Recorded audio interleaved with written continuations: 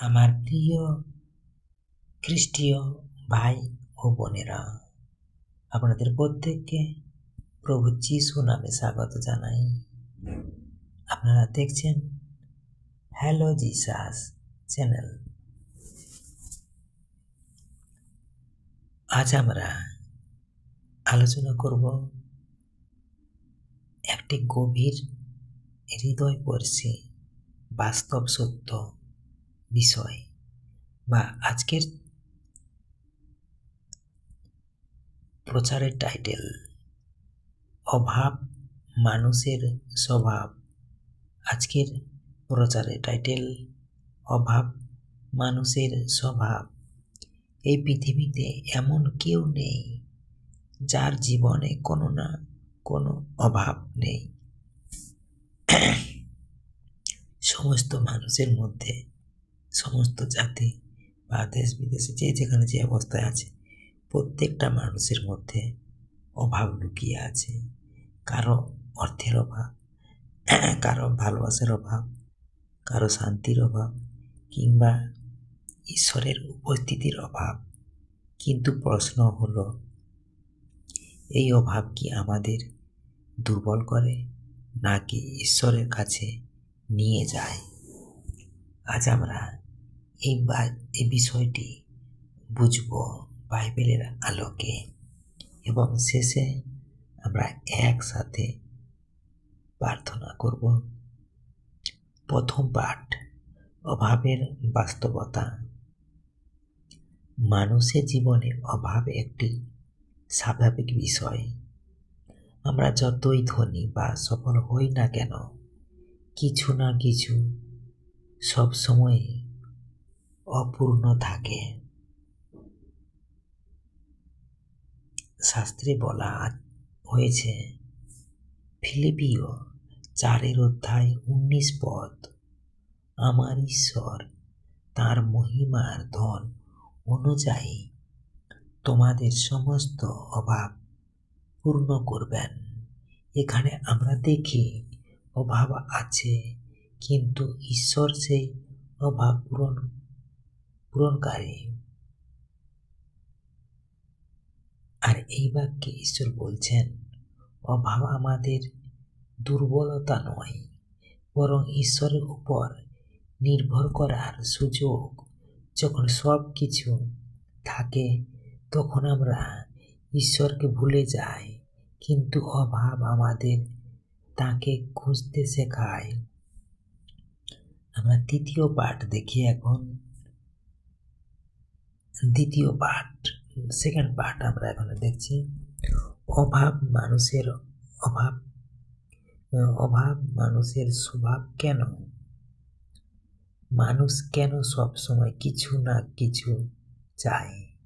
কারণ মানুষ সৃষ্টি হয়েছে ঈশ্বরের সঙ্গে সম্পর্কের জন্য, কিন্তু যখন সেই সম্পর্ক ভেঙে যায় তখন ভিতরে শূন্যতা তৈরি হয়। আমরা শাস্ত্র থেকে বাক্য দেখি, উপদেশক 3:11, ঈশ্বর মানুষের অন্তরে অনন্তকাল স্থাপন করেছেন। উপদেশক 3:11, ঈশ্বর মানুষের অন্তরে অনন্তকাল স্থাপন করেছেন। ঈশ্বর তার বাক্যে বলছেন, মানুষের ভিতরে একটি অপূর্ণতা আছে। এই শূন্যতা পৃথিবীর কিছু দিয়ে পূরণ হয় না, শুধু ঈশ্বরই সেই অভাব পূরণ করতে পারেন।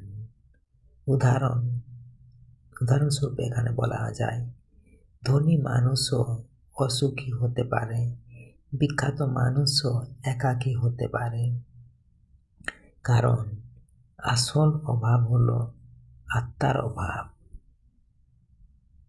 এখন আমরা 3 নম্বর পার্ট দেখি, তৃতীয় পার্ট বা থার্ড পার্ট আমরা এখন আলোচনা করব, অভাব আমাদের কোথায় নিয়ে যায়। অভাব মানুষের জীবনে দুইভাবে কাজ করতে পারে। এক, নেতিবাচক পথ, হতাশা, ঈর্ষা, পাপের দিকে ঝোঁকা। আমরা শাস্ত্র থেকে একটি বাক্য দেখি। বাক্যটি নেওয়া হয়েছে হিতোপদেশ 30 অধ্যায় 9 পদ। আমি দরিদ্র হয়ে চুরি না করি। 2, নেতিবাচক পথ, ঈশ্বরের উপর নির্ভরতা, প্রার্থনা বৃদ্ধি, বিশ্বাস শক্তিশালী হওয়া। আমরা শাস্ত্র থেকে বাক্য দেখি 5 অধ্যায় 3 পদ। ধন্য তারা যারা আত্মায় দরিদ্র। ঈশ্বর বাক্যে বলছেন আত্মায় দরিদ্র মানে যারা নিজের অভাব বুঝে ঈশ্বরের কাছে আসে। এখন আমরা 4 নম্বর পাঠ দেখব। 4 পার্ট এখন আমরা আলোচনা করি। ঈশ্বর কিভাবে অভাব পূরণ করেন। ঈশ্বর কিভাবে অভাব পূরণ করেন।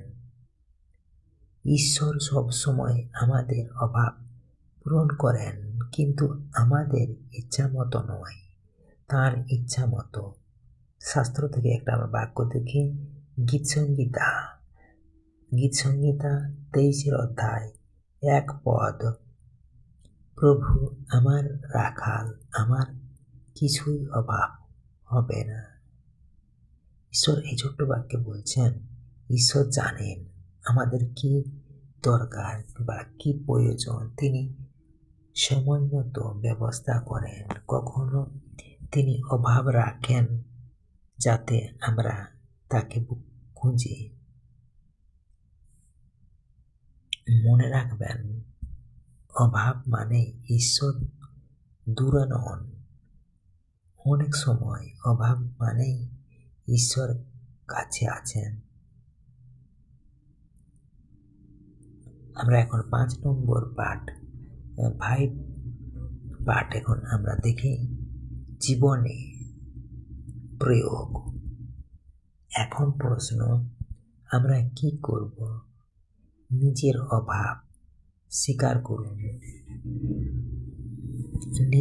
নিজের অভাব স্বীকার করুন। ঈশ্বরের উপর নির্ভর করুন। প্রার্থনা করুন, কৃতজ্ঞ থাকুন। আমরা শাস্ত্র থেকে একটি বাক্য দেখি। যাকব 4 অধ্যায় 8 পদ।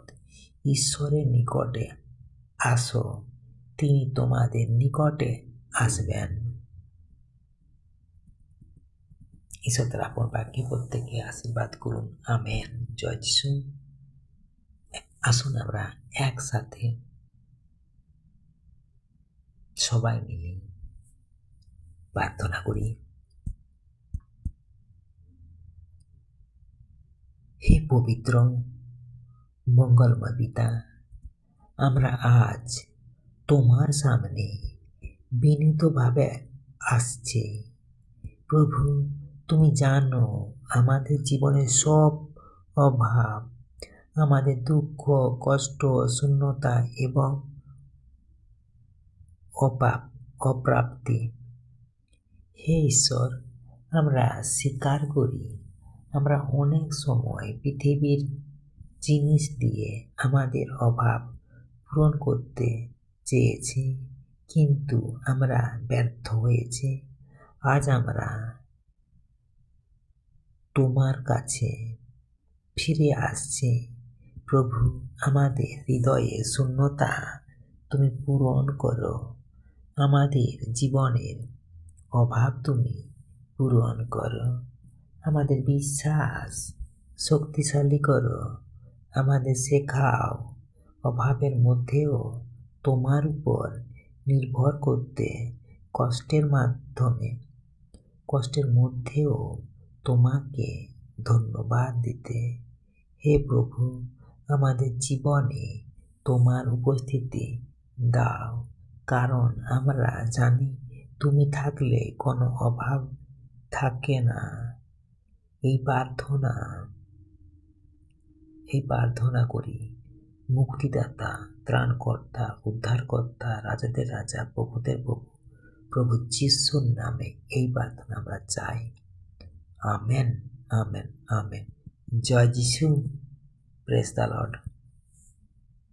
আমার প্রিয় ভাই ও বোনেরা, আজকের এই বার্তা যদি আপনাদের ভালো লাগে তাহলে লাইক, শেয়ার এবং সাবস্ক্রাইবার করতে ভুলবেন না। মনে রাখবেন, অভাব আমাদের দুর্বলতা নয়, এটা ঈশ্বরের দিকে যাওয়ার পথ। ধন্যবাদ। ঈশ্বর আপনাদের আশীর্বাদ করুন।